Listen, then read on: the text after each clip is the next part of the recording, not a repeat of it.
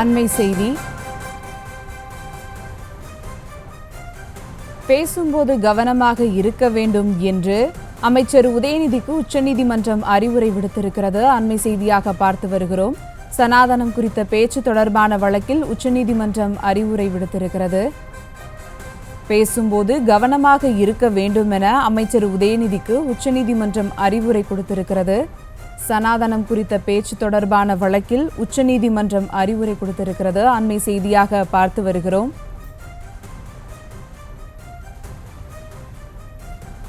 இது குறித்த கூடுதல் விவரங்களோடு இணைகிறார் எமது செய்தியாளர் மதியழகன். வணக்கம் மதியழகன், விவரங்கள்.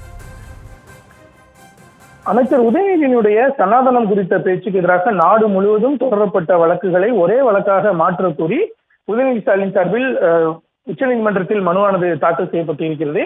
அந்த மனுவானது நீதிபதி சஞ்சீவ் கண்ணா தலைமையிலான அமர்வில் இன்றைய தினம் விசாரணைக்கு வந்த பொழுது நீதிபதிகளை பொறுத்த வரைக்கும் வழக்குகளை ஒரே வழக்காக மாற்ற கோரிய கோரிக்கையை பிரிவு 32 கீழ் மனு தாக்கல் செய்து நிவாரணம் கோர முடியாது என நீதிபதிகள் விளக்கம் அளித்தார்கள். மேலும் வழக்கமாக டிஆர்பிக்காக ஊடகத்துறையினர் தான் சில விஷயங்களை பூதாகரமாக்கி செய்வார்கள். ஆனால் இந்த விவகாரத்தில் பேசியது ஒரு அமைச்சர், எனவே இரண்டுக்கும் வித்தியாசம் இருக்கிறது. மேலும் அமைச்சர் பேசும்பொழுது கவனமாக இருக்க வேண்டும். எனவே இந்த பிரிவின் கீழ் ஒரே வழக்காக மாற்ற கோர முடியும். ஏனென்றால் உதயநிதியினுடைய இந்த மனு என்பதே அன்னதாசாமி உள்ளிட்டோருக்கு எதிரான பல்வேறு வழக்குகளை ஒரே வழக்காக உச்சநீதிமன்றம் மாற்றி உத்தரவிட்டிருந்தது. அதே போல தனக்கும் தான் அமைச்சர் உதயநிதி ஸ்டாலின் நிவாரணம் கோரியிருந்தார்.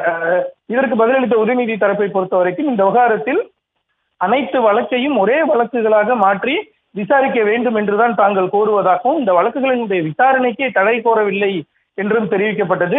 ஏற்கனவே 5 மாநிலங்களில் தனக்கு எதிராக வழக்குகள் தாக்கல் செய்யப்பட்டுள்ள நிலையில் நீதிமன்றம் வழக்குகளை ஒரே வழக்காக மாற்றவில்லை என்றால் அனைத்து மாநிலங்களிலும் தனக்கு எதிராக வழக்குகள் தாக்கல் செய்யப்படும் பொழுது அது குழப்பத்தை ஏற்படுத்தும் எனவும் தெரிவிக்கப்பட்டது. அப்பொழுது நீதிபதிகளை பொறுத்தவரை அடிப்படை உரிமைக்கு பாதிப்பு ஏற்பட்டுள்ளது, எனவே நிவாரணம் தேவை என கோரும் அரசியல் சாசன பிரிவு 32 கீழ் இந்த மனுவை தாக்கல் செய்திருப்பதை ஏற்றுக்கொள்ள முடியாது. எனவே மனுவை மாற்றி தாக்கல் செய்ய வேண்டும் எனவும் நீதிபதிகள் தெரிவித்தனர்.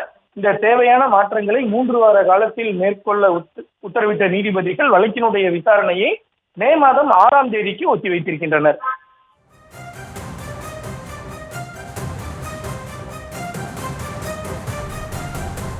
விவரங்களுக்கு நன்றி மதியழகன்.